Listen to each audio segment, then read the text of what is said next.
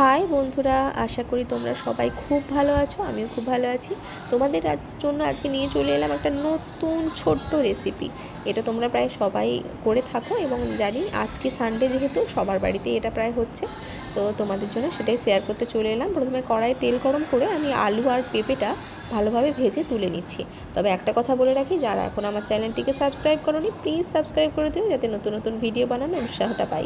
তো প্রথমে ওই তেলের মধ্যেই আমি একটুখানি এলাচ, দারুচিনি আর লবঙ্গ দিয়ে দিয়েছিলাম, মানে গোটা গরম মশলা দিয়ে তার মধ্যে একটু সামান্য চিনি দিয়ে এই পেঁয়াজগুলোকে দিয়ে দিয়েছি এবং পেঁয়াজটা যাতে একটু নরম হয়ে যায় এই কারণে একটু নুনও ওর মধ্যে দিয়ে দিলাম।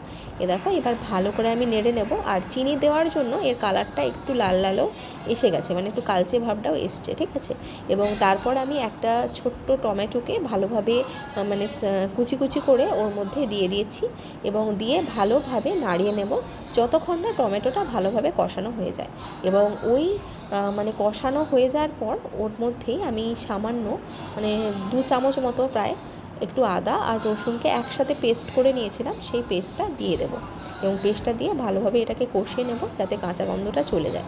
এবং এরপরে একটা ছোট্ট বাটিতে আমি একটা পেস্ট বানিয়ে নেব, মানে পেস্ট নয় ঠিক গুঁড়ো মশলার গুঁড়োটাকে প্রিপেয়ার করে নেব আর কি।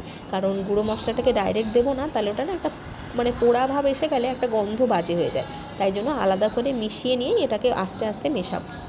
তো তাই জন্য আমি একটা ছোট বাটিতে তোমার হলুদ গুঁড়ো দিয়ে দিলাম, তারপর কাশ্মীরি রেড মির্চ দিয়ে দিচ্ছি, যেহেতু আমাদের বাড়িতে ঝাল খাওয়া হয় না, যেহেতু আমার ছেলে হওয়ার পর থেকে ঝালটা একদমই দেওয়া হয় না রান্নাতে, কাঁচা লঙ্কা সবাই খেয়ে নেয়।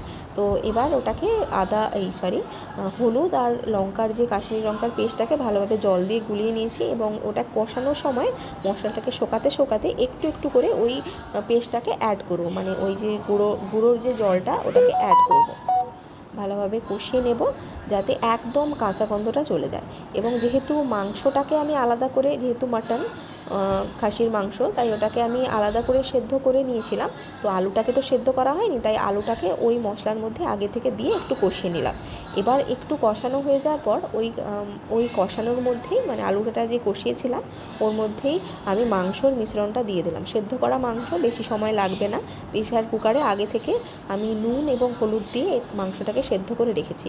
এবার এটাকে ভালোভাবে কষিয়ে নেব এবং কষানোর সাথে সাথে এটা আমি কিন্তু মাটনের যে স্টকটা, যেটা সেদ্ধ করার জলটা, সেটা কিন্তু ফেলে দিইনি, বা করিনি। তোমরাও ফেলবে না, জানি কেউই প্রায় ফেলো না, তবু বলে রাখছি। তো ওটাকেও আমি এবার আস্তে আস্তে আলতো আলতো করে মিশিয়ে ওটাকে করে নিলেই হয়ে যাবে আমাদের মাটনটা রেডি। আর বেশি ক্লিপ নিতে পারিনি, তো যাদের যাদের ভালো লাগবে লাইক করে দিও প্লিজ। Thank you.